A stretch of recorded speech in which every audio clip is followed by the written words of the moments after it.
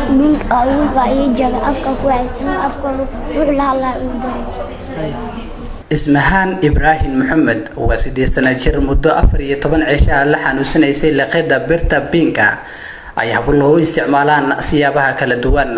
بيرتان أي لضيع يا وحا أي ولو أبورتي والدين تدلي قبدا ير iyadoona wax looga qaban waayay goobo badan oo caafimaad oo ku yaala magaalada Qardho ee gobolka Karkaar si wax looga qabto xaaladeeda caafimaad ayaa waxa la soo gaarsiiyay isbitaalka Shaafi ee magaalada Muqdisho ma ahan markii ugu horeysay oo isbitaalka Shaafi ee magaalada Muqdisho la soo gaarsiiyay caruur yar oo soo laqay walxaha birta ah iyadoona isbitaalka iminka ay bukaanjiif u tahay gabar yar oo laga saaray beenka ay dumarku xijaabku ku xirtaan waxa aynu booqan doonaa lana sheekaysan doonaa waalidiinta isbitaalka soo gaarsiiyay cunuga yar bisha 12 labadeedii ayaa gabadhan beenka xijaabada dumarka ay xirtaan waa ka jabay caag waa ka jabay haddii caagaas ka jabay macnaha waa isku ciyaarayso afka ku haysay alxamdulillah ilaahay mahadiisa birtii waa ku tagtay Goora Cabdi Yarow oo ah adeerka Ismahaan ayaa waxa uu sheegay in gabadhan yar wax looga qabo waayay xaaladeeda caafimaad goobo badan oo caafimaad ku yaalo magaalada Qardho ee gobolka Karkaar annaga maxaan ka ahayn dadka danyar baan waa iska tawalasaneen intaan lacagta aruurinaynay baa maxay nagu qaadatay habeen maalinkii labaad oo lacagtii xoogaa lacag aan soo helnay lacag 3 boqol aan soo helnay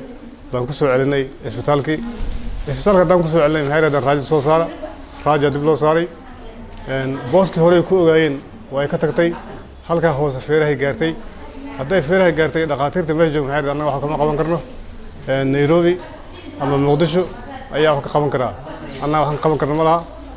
walwal badan iyo la damqashada gabadheeda kadib maamuuxadu ayaa waxay ugu mahad celisay xaaladda caafimaad ee gabadheeda Dr. Shaafici Aadan Dirir oo ah dhakhtarka ka soo saaray Ismahaan birta xanuunka ku haysay qortaan Muqdisho u soo kacnay waxaan imaanay dhakhtarkan baan imaanay Shaafici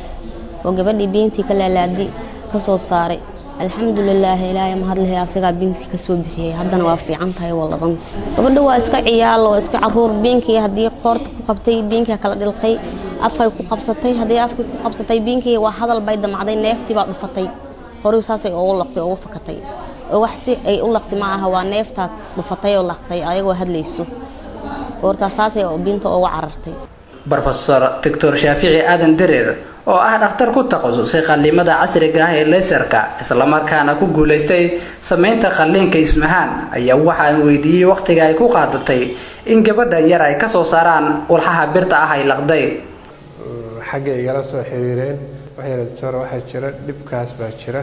gabadhaas oo intii muddaaba ku dhiban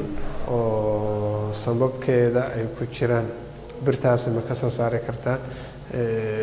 qofan la arag kale waxa loo sameyn karo waxa ay keenay gabadha waa la keenay ilaa xamdigiis waxa noo suurta gashay in aan ka soo saarno iyadoo wax dhib ah yaraatay aan loo geysanaynin wax jeexitaan aan lagu sameeyay ilaa intee ugu adiga hal saac camal bay nagu qaadatay markii hore waxay noogu sheegeen in ay irbada ku jirto hunguriga balse hunguriga markii hore ka fiirinay waa ka weynay marka suurtagal maadaama aysan ahayn levelka joogtay in inta dhaafnay inaan arag haddana waxaan aadnay meesha neef mareenka halkaas oon ka helnay